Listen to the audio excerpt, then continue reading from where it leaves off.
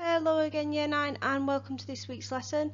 Just before we start, those reminders that we have every single week, so make sure your phone is switched off or put into a different room.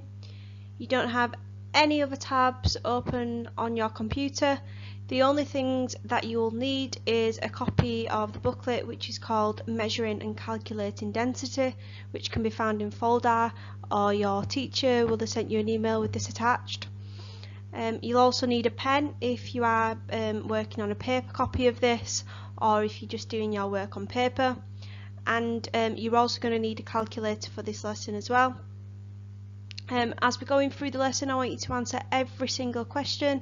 If you're stuck on any question, you can pause the video, rewind and go over it again, or you can also go onto BBC Bitesize. If you just search for density on Google, you should find that page. And then the final reminder is don't give up, keep going, even if you are struggling. Every single one of you are capable, guys, and well done for the work that you've done so far. So let's start the lesson then. So this is week 2 of your first physics GCSE topic, which is particles. What I would like you to do is open your booklet, and then in your booklet you have some do now questions. You have questions 1 to 4. I want you to have a go at these questions. The answers are on the next slide, but I want you to have a go yourself first. All of this is a recap from what we did last week, which was the first lesson on particles topic. Stop the video, pause the video while you write your answers to these questions. Remember, it is fine just to jot your answers down on a piece of paper if you want. If you are working on a paper copy of the booklet, then you can draw the particle diagrams for 4B instead of just explaining them. Okay guys, I'll give yourself about, there's 5 questions really, so give yourself about 5 minutes to do this and then restart the video.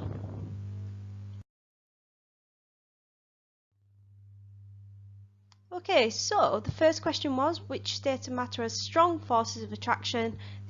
The strongest forces of attraction, it is solids. So give yourself a tick in a different colour pen if you got that. Correct your answer if you didn't. Number 2, give one disadvantage of particle model drawings. So we went through 3 disadvantages last week. So you could have said that they don't show the movement of particles, they don't show the forces between the particles, and then that third disadvantage we looked at is they show them as 2D circles rather than 3D spheres. So any of them would get you the mark. Question number 3, what is the name of the change of state that occurs when a liquid turns into a gas? It is evaporation. And then the last one, question number 4, we can see that they are particle diagrams for a liquid and a gas. Just make sure that you notice that the liquid particles are all touching, gas particles don't.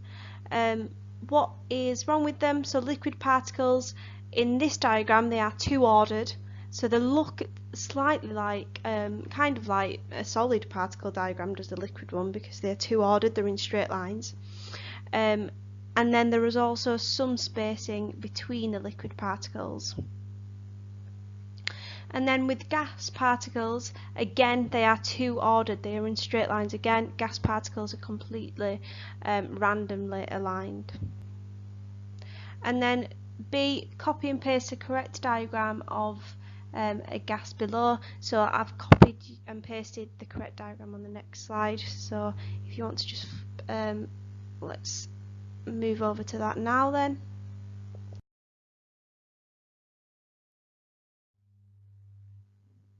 Okay, so we can see on the left we have a liquid particle diagram, so your diagram that you drew should have looked something like this. So the liquids, we can see that they are mostly all touching, so every single particle is touching another particle, but we've got this really random order, we don't have these straight lines. And then in the gas particle diagram, it's completely random, there's no order to them at all. None of them are touching because there is basically very, very weak, if not no force of attraction between the particles, and the spaces between the particles are very large. So you want your diagrams to look similar to this.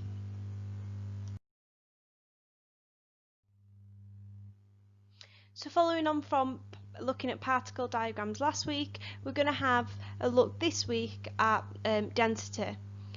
So we're going to be using an equation to calculate density, mass or volume of an object, and then you guys are going to be able to describe how to measure the density of regular and irregular solids.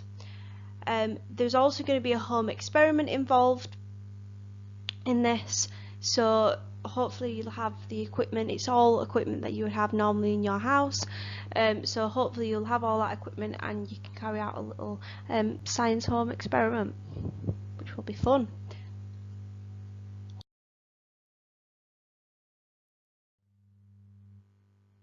So you've touched on density before when you've looked at particle diagram and density and volume in year 8. So I'm just going to recap what we mean by density. So density is how close the atoms or molecules are in a material, and the closer the atoms and molecules are, the more dense a material is. So we can see this density bottle on the diagram here, and what we've done is we've put water, oil and then air into this bottle, and we can see that they have they've separated out, and then they have ordered themselves in order of density. So which one has risen to the top then? Do we have the most dense material at the top or the most dense material at the bottom? So you should have noticed that the most dense material is at the bottom, and we know that this is the most dense material as the particles are the closest together in this material, and this we can see we've got water at the bottom there. So water is quite dense, is much denser than oil and air. Then in the middle we've got oil, and oil is less dense than water but more dense than air, and we can see this because the particles are not as close together as in water, but they're closer than in air. And then finally we've got air at the top, and this is the least dense material as the particles are furthest apart.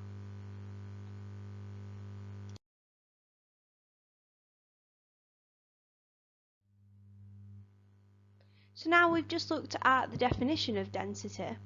I want you to have a think about, why do objects float on water then? I'm just going to give you 5 seconds to think about this question to yourself.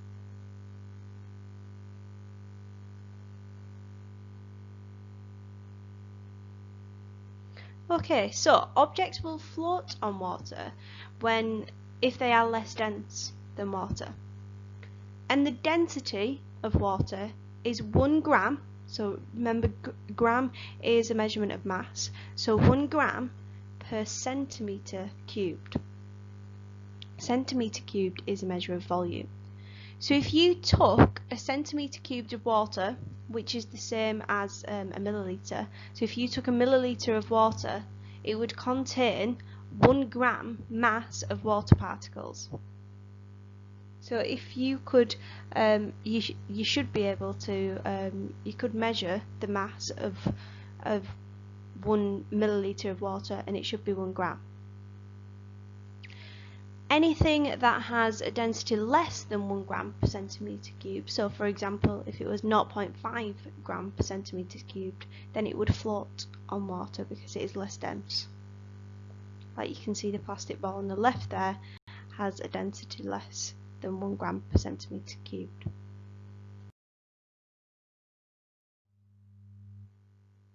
So we said before that density depends on how close the particles are. So how can such different objects have similar densities? So density is not just about the number and type of particles in a substance. It is also about the volume over which those particles are spread. So the density of a substance is related to its mass in grams and its volume, which we measure in centimeters cubed. This is the reason why ships weighing thousands of kilograms can be made to float, because even though the ships have a very, very large mass, we spread that mass over a very large volume. This is why the ships are very large, and this means that their density ends up being less than water, so they will float on the top of the water, and that's due to their large volume.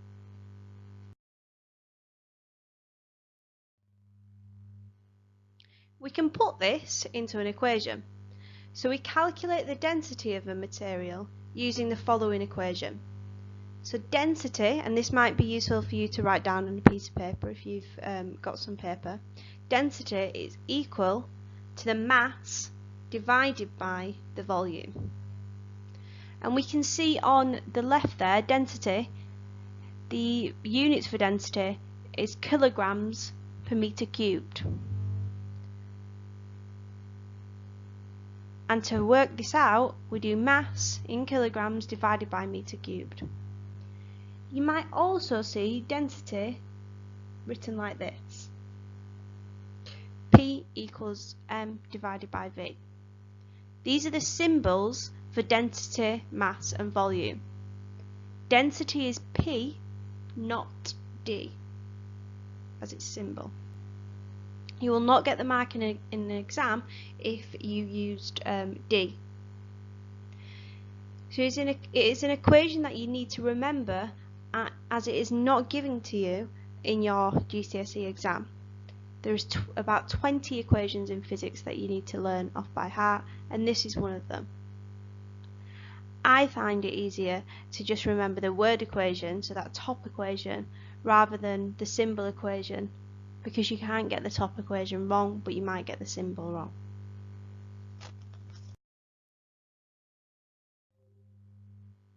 So you should have met this equation before in Key Stage 3, and it is quite a simple equation.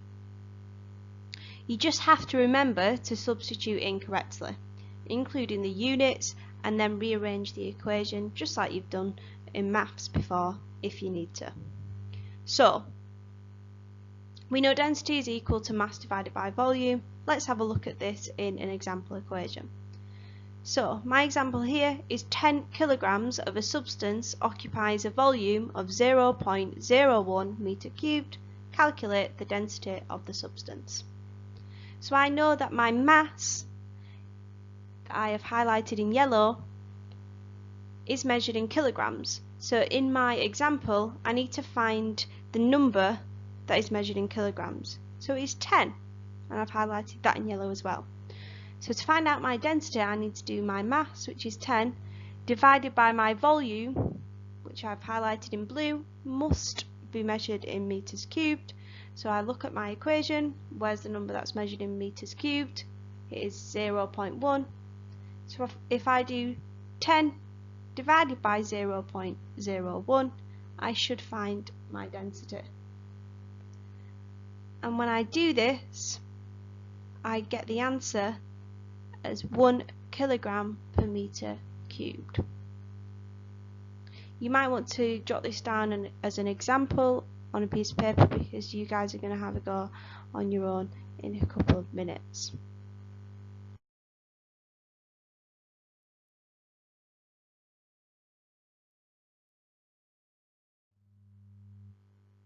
Now we're going to move on to a second example, and this example is slightly harder because we have to rearrange the equation.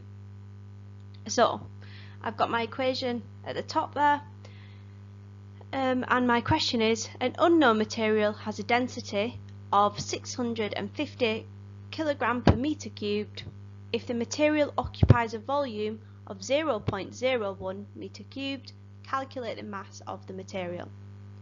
So I'm going to have to rearrange my equation. So I know that density is equal to mass divided by volume, and I want to find out the mass in this example. So I need to rearrange my equation to make mass the subject. So to do this, I would have to do the opposite of dividing by volume to get mass on its own. The opposite of dividing by volume would be to times by volume.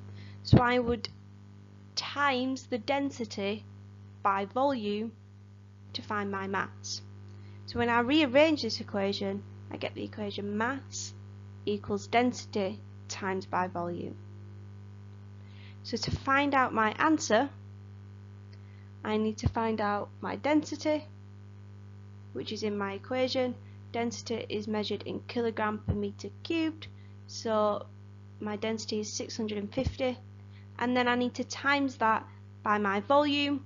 My volume is measured in meters cubed, so it is 0.01.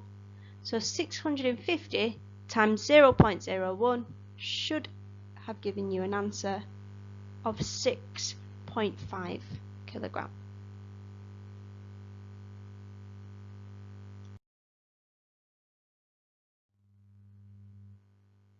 Now we're going to look at a final example before you guys go away and have a go at some questions on your own. So this time my question asks, a material has a density of 1,200 kilogram per meters cubed. If the material has a mass of 650 kilograms, calculate the volume of the material. And it asks us to give our answer to two significant figures. So I know my density and I know my mass, and I need to find out my volume. So again, I'm going to have to rearrange the equation to get volume as the subject. So last time we rearranged it to get mass as the subject, this time we're going to rearrange it to get volume as the subject. So what I will have to do is, the first thing I would do is times by volume to get volume times by density is equal to mass. But then I've still not got volume on its own, so the opposite of timesing by density is to divide by density. So I would then divide by density, and you should have got the answer of the rearranged equation as volume is equal to mass divided by the density. And then I just put my numbers into the equation. So volume equal to mass divided by density. My mass I know is measured in kilograms, and it tells us it is 650 kilograms in the question. And then I divide by my density, which is measured in kilogram per meters cubed. And in the question it tells us that it's 1,200. So I do 650 divided by 1,200, put that into my calculator, and I should get an answer of 0.54167. But we haven't finished there, because it also asks us to give this to two significant figures. So in order to get that to two significant figures, my answer would be 0.54. And then ensuring I've got my units in as well, 0.54 meters cubed.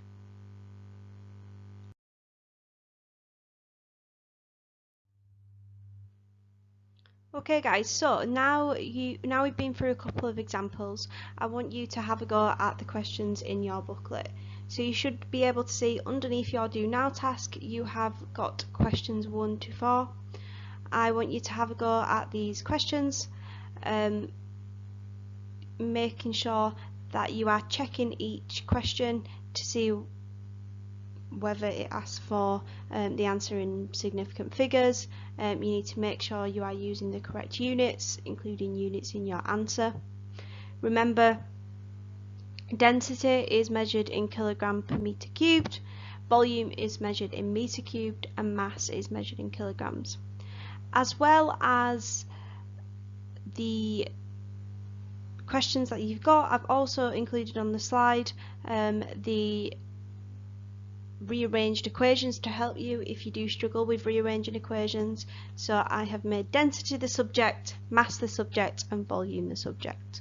So you've got 4 questions to complete. I want you to give yourself about 6 minutes to complete these questions. Pause the video while you do so, and then we'll go through the answers on the next slide.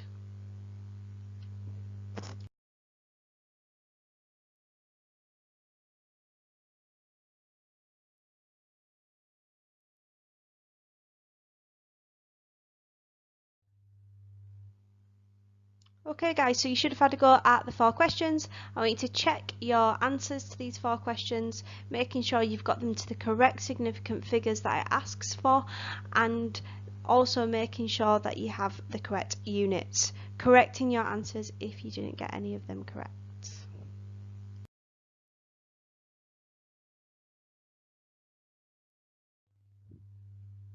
So now hopefully we feel confident with calculating density using the equation.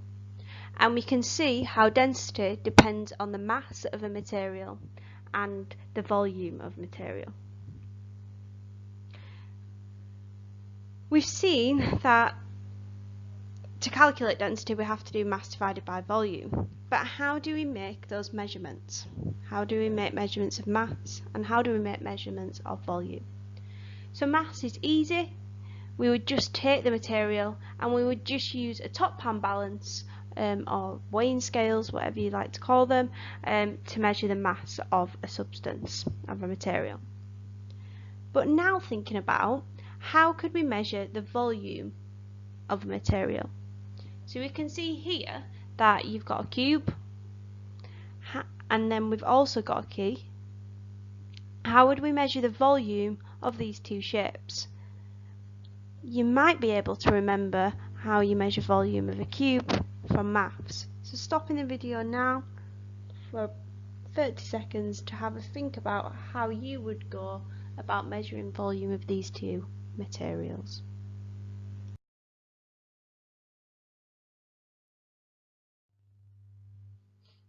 So we can split these two materials into two categories.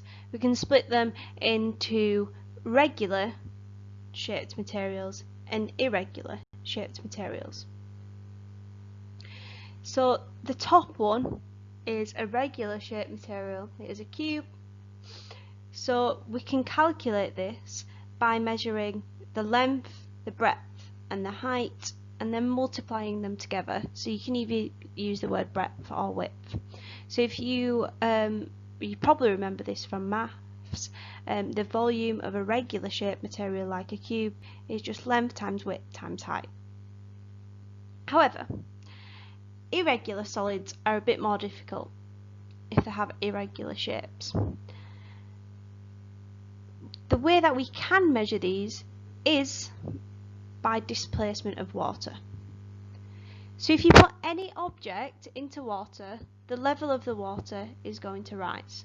So if I took a measuring cylinder from the science labs, and if I put 10 milliliter, 10 centimeters cubed of water into the measuring cylinder, and then I added any object into that measuring cylinder, the level of the water is going to rise, because some of the space, some of that volume of that measuring cylinder is going to be taken up by the object, so that object is going to displace some of the water and push the water up.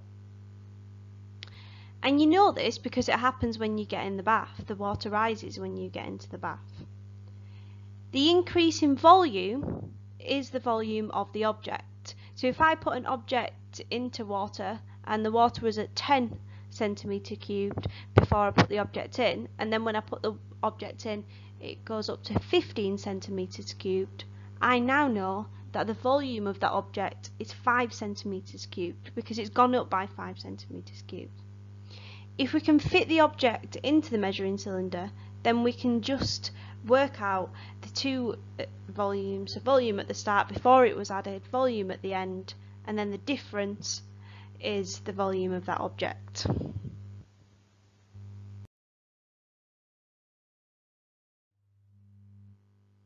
Sometimes an object is too big to fit into a measuring cylinder. So instead, what we can do is use these things that we call Eureka cans or displacement cans. And these Eureka cans are just usually metal cans, and they have a little spout at the top of the metal can. And what you can do is you take your Eureka can, and it's just the same as adding water, adding your object into a measuring cylinder. However, you take your Eureka can, which is larger than a measuring cylinder, you add water and you fill water up to just below the spout. You then lower the object into the can and collect the water that leaves the spout into a measuring cylinder. Then you measure the volume of the water displaced, so this is the water that is collected into the measuring cylinder.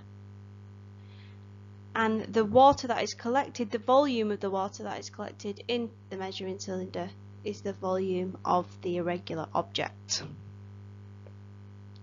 So it's the same as finding the volume of displaced water in by just adding the object to a measuring cylinder, but instead this allows us to measure the volume of larger things using this Eureka can.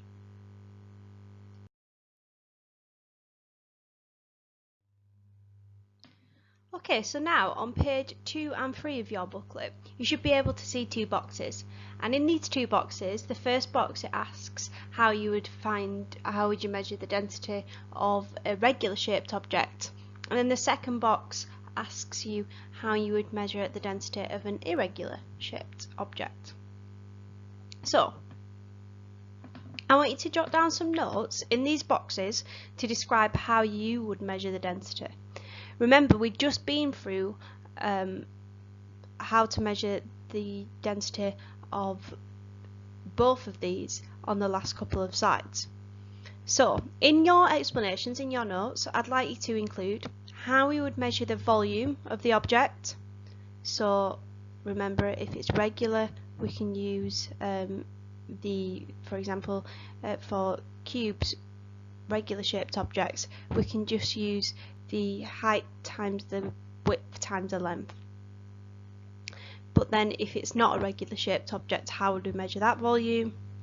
How we would measure the mass of irregular and regular solids. What equipment we would need and how we would use this equipment to make the measurements. Any equations you would use for the calculation, and how you would use these measurements and calculations to work out the density. So stop the video and have a go at these, answering in full sentences and using the keywords on the slide as well, please.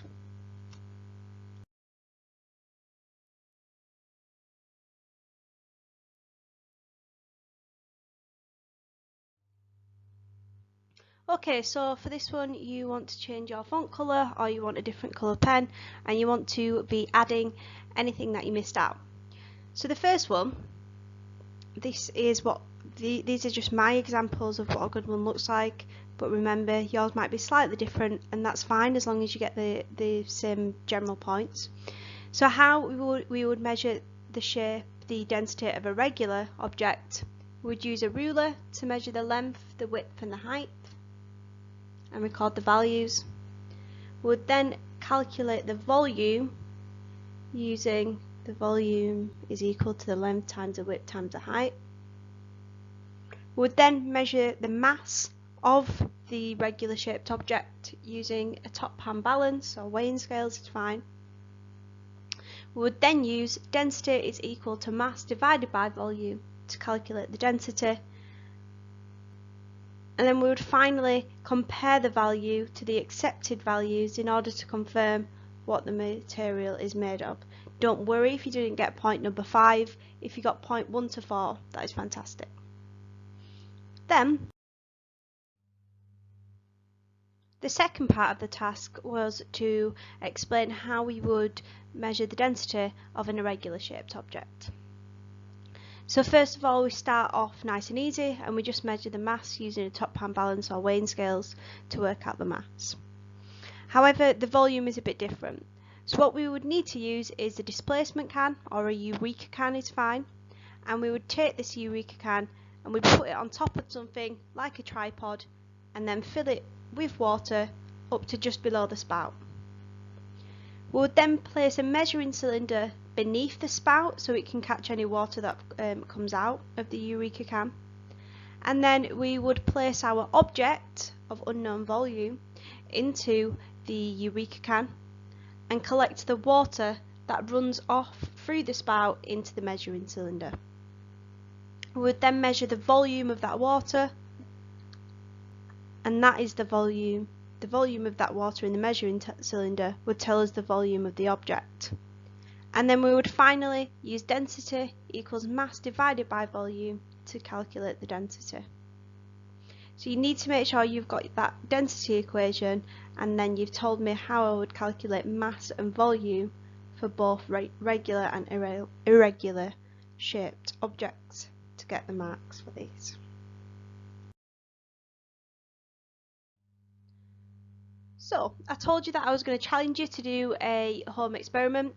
So if you have these objects in your house, you will be able to work out the density of some regular and irregular shaped objects. So if you have some kitchen weighing scales, if you have a measuring jug, and if you have a ruler, you will be able to do this. So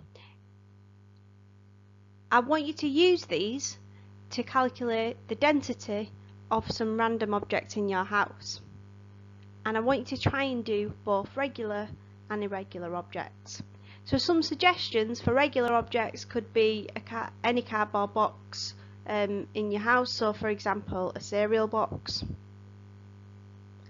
And then for irregular objects you need something smaller because it's going to have to fit into your measuring jug. You could use, for example, a rock from the garden, or you could use a key, anything like that, a pen. Then what I would like you to do is have a go at calculating the density. To remember, you would need to work out the mass of each object using the kitchen weighing scales, and then to find out your regular shaped object, your cardboard box, to find out the volume of that, you would just do the length times the width times the height using your ruler. And then to find out the volume of irregular shaped objects, you're going to need to take your measuring jug, add some water to the measuring jug, so you might add 50 milliliters, which is the same as 50 centimeters cubed.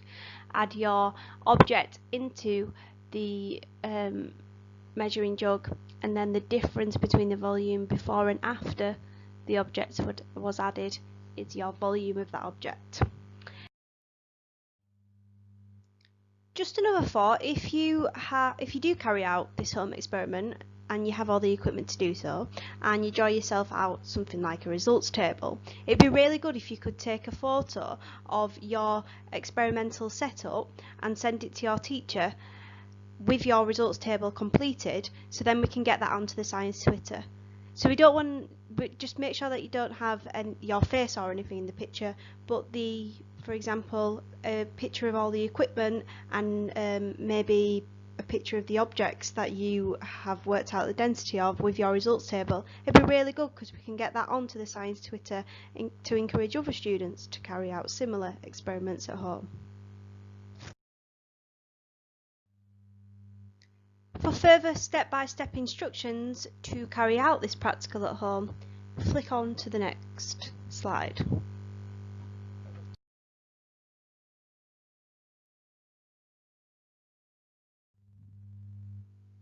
Okay, so on this side you can see some step-by-step instructions on how to work out the density of regular and irregular solid objects. You will not have a Eureka can though for your irregular solid object. You will just have your measuring jug instead.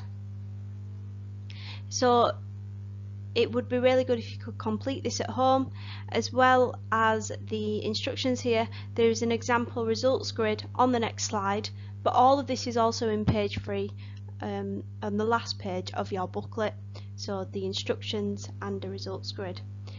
Remember, it'd be really good if you could take some pictures of the equipment that you're using and send it, and your results grid, and send it to your teacher.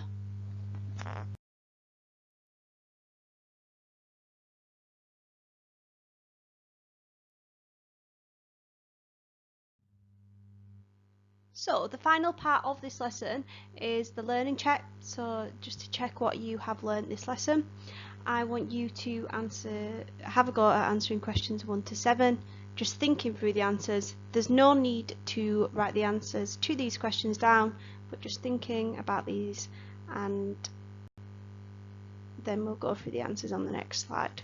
So pause the video, give yourself 4 or 5 minutes to think about these.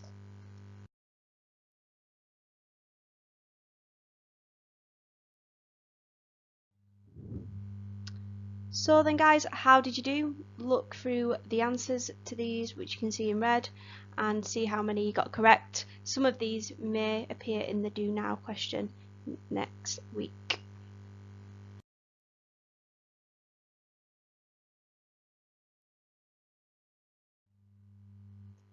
So, well done. You've come to the end of this week's content. You have some exam questions to complete in your booklet. So I'd like you to complete those exam questions, giving yourself about 15 more minutes now to complete those exam questions, making sure that you send the completed booklet to your teacher, or a picture of your completed work to your teacher. And then there's also that fluency test to complete as well. Once you've done this, some point during the week we want you to complete your Educate quiz, which gets set each week. The deadline for all this work to be done is by 8 AM on Monday morning. That is when your teacher fills out the tracker. Once you've done the fluency test, the exam questions and the Educate quiz, that is all of your work done for this week. I'd like to pass on a massive well done from all of your teachers. For those of you that have been completing the work consistently every single week, we are really impressed at some of the work that you guys have completed, and just keep it up, keep trying your absolute hardest. You're doing fantastic, and just a massive well done from us all.